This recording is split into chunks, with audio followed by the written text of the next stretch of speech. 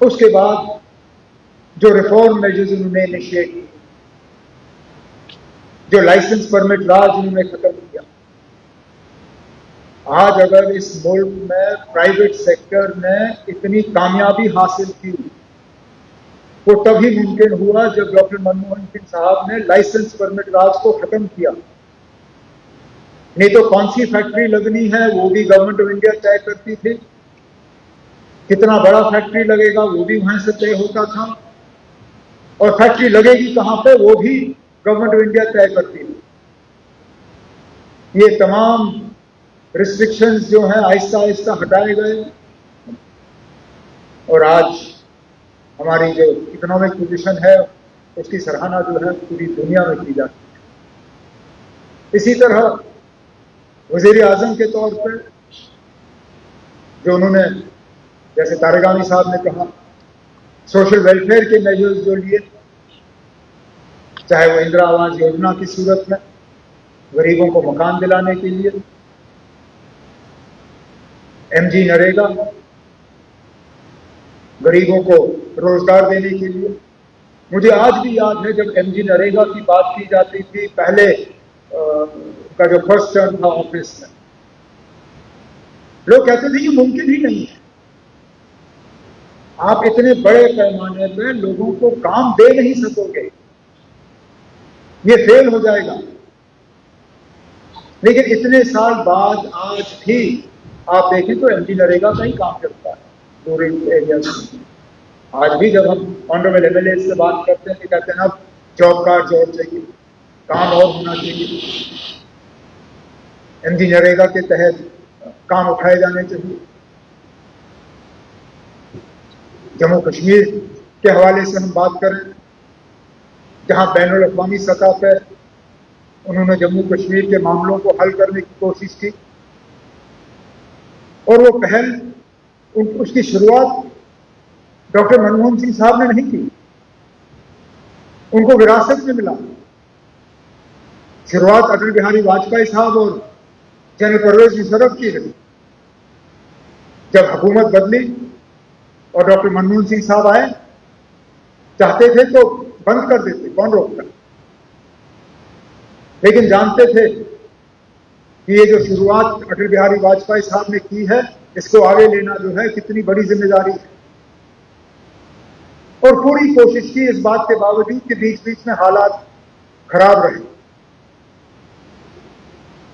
शायद अगर मैं ये कहूं कि जितना हम करीब दोनों मुल्क इस मसले को हल करने पे आए थे, उस दौर डॉक्टर मनमोहन सिंह साहब और जनरल परवेज मुशर्रफ के दौर पे मुझे नहीं लगता है मैं अपनी जिंदगी में दोबारा वो दौर देखूंगा। जम्मू कश्मीर के अंदरूनी हालात को अगर आप देखें तो कहां कहां गिने। जब 2010 में हालात खराब हुए, जम्मू कश्मीर के लोगों के जख्मों पर मरहम लगाने के लिए वर्किंग ग्रुप्स कायम हुए। उसमें हर पार्टी और मुख्तलिफ सोच रखने वाले लोगों को शामिल किया गया, और आज भी वो वर्किंग ग्रुप्स जो है मायने रखती हैं,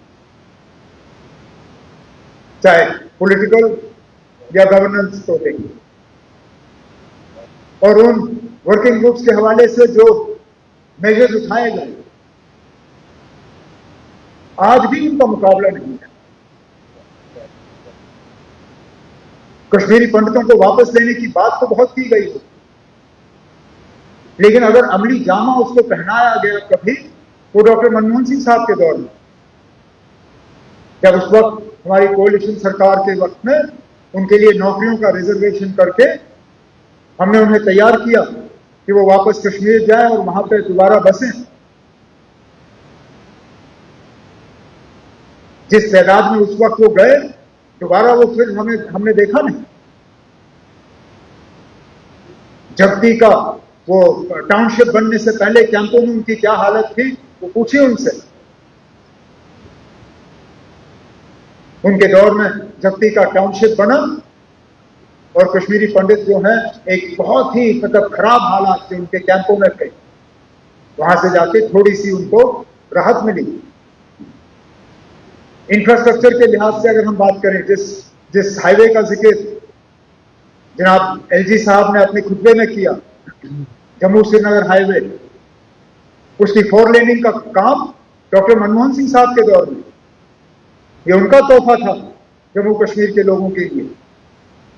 आज जब हम इंतजार कर रहे हैं वजीर आजम साहब का कि वो आएंगे और इस रेल का पूरा उद्घाटन करेंगे, जो मैं उम्मीद करता हूं कुछ ही दिनों में होगा, लेकिन शुरुआत कश्मीर को बाकी मुल्क के साथ जोड़ा गया जब बानीहाल का टनल मुकम्मल हुआ और रेल वहां से गुजरी।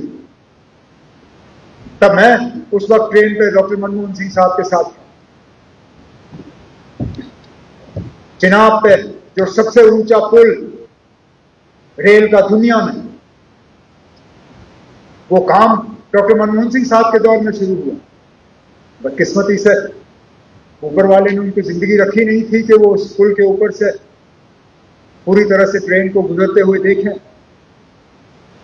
लेकिन कहीं ना कहीं उनको इस बात की तसल्ली होगी कि जिस काम की शुरुआत उनके दौर में की गई उसको आज मौजूदा हुकूमत ने मंजिल तक पहुंचा दिया। इसी तरह जब हालात खराब हो गए 2016 में, हालांकि डॉक्टर मनमोहन सिंह साहब उस वक्त वजीर आजम नहीं थे, लेकिन तब भी जम्मू कश्मीर के लोगों के लिए वो फिक्रमंद रहते। एक ग्रुप लाए, वो जम्मू में बैठे, श्रीनगर में बैठे, और जो जो उनसे मिलना चाहते थे उनसे मिले। गर्ज सिर्फ उनका ये था कि जो खराब हालात थे वो रुक जाए, जो लोगों की परेशानी थी वो परेशानी हल हो। बहुत मतलब मैं कहूं तो मिसअंडरस्टूड, और बिल्कुल सही कहा उन्होंने जाते जाते, जब उन्होंने अपनी आखिरी प्रेस कॉन्फ्रेंस कहा कि मैं मान के चलता हूं कि history will be a better जज of me than contemporary times, और शायद वही हुआ। इतने साल बाद शायद आज हमें एहसास है कि वो कौन थे जो 10 साल इस मुल्क के वजीर आजम थे। कौन सा दुनिया का लीडर ऐसा नहीं है जो उनकी इज्जत नहीं करते। अमेरिका से लेके बरतानिया, बरतानिया से लेके जापान,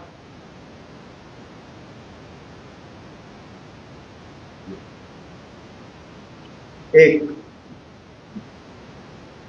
देश को प्रेम करने वाले, जम्मू कश्मीर के लोगों के साथ हमदर्दी रखने वाले मुल्क के वजीर आजम, मुझे उनके साथ बहुत नजदीकी से काम करने का मौका मिला, बहुत कुछ सीखने का मौका मिला।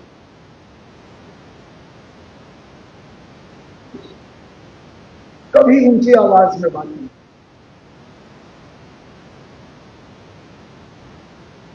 और अगर कभी उनसे गलती हो जाती थी तो वो गलती तस्लीम करने में भी हिचकिचाहट महसूस नहीं करते थे। मुझे आज भी एक वाकया याद है जिसका मैंने कभी इससे पहले शायद जिक्र नहीं किया। मैंने उन्हें पत्र लिखा किसी मसले के बारे में, और फिर एक आध दिन 2 दिन बाद मैंने उस पत्र के हवाले से कहीं इंटरव्यू दिया, हालांकि मैंने पत्र का जिक्र नहीं किया, लेकिन पीएमओ में शायद किसी को गलतफहमी हो गई और उन्होंने प्राइम मिनिस्टर को कहा कि मैंने प्रोटोकॉल का जो है थोड़ा सा ब्रीच किया, और प्राइम मिनिस्टर को जो चिट्ठी गई थी मुझे उसका मीडिया में जिक्र करना नहीं चाहिए था। मुझे फोन आया, प्राइम मिनिस्टर आपसे बात करना चाहते। ठीक है, तो ऐसे तो बातचीत तो रहती थी, तो मुझे पता नहीं था किस सिलसिले में बात करनी थी। फोन उठाया, हेलो, उन्होंने कहा Umar this was not right. मैंने कहा क्यों, क्या हुआ सर? कहा no, you wrote me a letter, but before I could respond, you have already addressed the issue in the press. Sir, I didn't. मैंने कहा प्लीज वो आर्टिकल पढ़िए और मेरी चिट्ठी देख लीजिए, दोनों में फर्क है। मैंने चिट्ठी के हवाले से मीडिया में बात नहीं सुना, लेकिन आपको लगता है मुझसे गलती हो गई है, मैं माफी मांगता हूँ, शायद नहीं होना चाहिए। मैंने कहा ठीक है, मैं देख लेता हूँ। फोन रखा, ठीक 15 मिनट के बाद दोबारा फोन आया, प्राइम मिनिस्टर आपसे बात करें। ठीक है, पता नहीं अब क्या हुआ। कहा नहीं, आप सही थे, मुझे गलत कहा गया, मैं माफी चाहता हूँ, मुझे कहना नहीं चाहिए। I apologise, you were not wrong. Phone रखा। वज़ीर आज़म, कोई मजबूरी नहीं थी, मैंने तो खुद कह दिया ना, शायद मैं ही गलत हूं, मैं माफी मांगता हूं। लेकिन वापस फोन किया, कहा मैं गलत, माफी चाहता हूं, फोन रखा। ये मैं कहता हूँ, he will write, history will judge him very differently than perhaps contemporary times.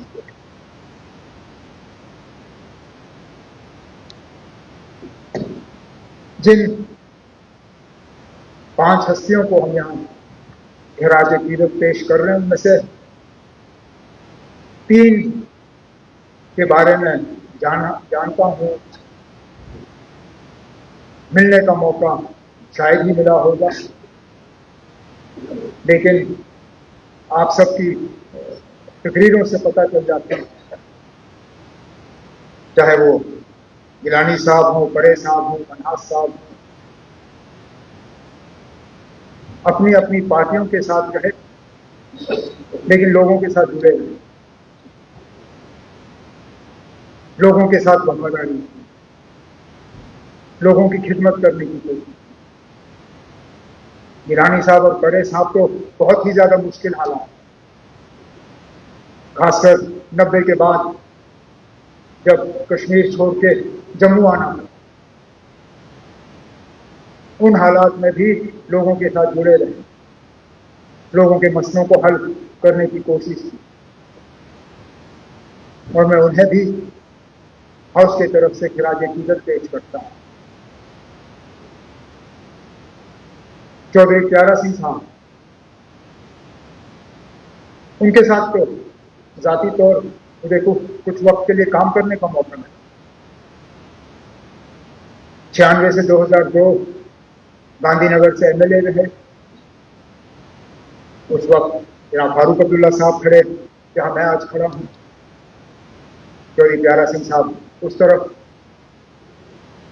2/3 बहुमत थी नेशनल कॉन्फ्रेंस की हुकूमत। जम के उन्होंने जब जब हुकूमत को आड़े हाथों लेना होता था, लेते थे, लोगों के हकूक के लिए लड़ते, जम्मू के लोगों की आवाज यहां असेंबली में वो बुलंद करते रहे। गांधीनगर कॉन्स्टिट्यूएंसी की नुमाइंदगी की, जम्मू सूबे की उन्होंने नुमाइंदगी की। श्रृंगारी ऑटो डील आपके लिए लेकर आए हैं पियाजो का नया सीएनजी ऑटो, जिसमें पैसेंजर के साथ कार्गो ऑटो भी है। पियाजो के इस नए सीएनजी ऑटो की खूबियों की बात करें तो 1 किलो सीएनजी में 50 किलोमीटर से अधिक का माइलेज, यानी प्रति किलोमीटर पर 2 रुपये आएगा खर्च, और 6 किलो के सीएनजी टैंक के साथ आप चलें 300 किलोमीटर नॉन स्टॉप, जबकि 300 सीसी का पावरफुल इंजन हर प्रकार के लोड को उठाने में है सक्षम। पैसेंजर ऑटो का नाम है एप NXT प्लस, तो कार्गो का नाम है एप एक्स्ट्रा HD। जबकि अब जम्मू कश्मीर में पहले 100 MG ऑटो खरीदने वाले चालकों को मिलेगी 5,000 रुपये की CNG बिल्कुल फ्री, और साथ में देंगे 1 साल की फ्री सर्विस, जिसमें ऑयल व फिल्टर आदि भी होंगे बिल्कुल फ्री। तो है ना फायदे का सौदा। तो आज ही आए और अपना नया पियाजो CNG ऑटो बुक करवाएं। हमारा पता है Shringari auto deal 206 Maheshpura, Bakshinagar, Jammu. Mobile number 7889586556, 9796064260, 8715999919, 8713877777। Jammu Kashmir की खबरों के लिए जुड़े रहिए JK अपडेट के साथ।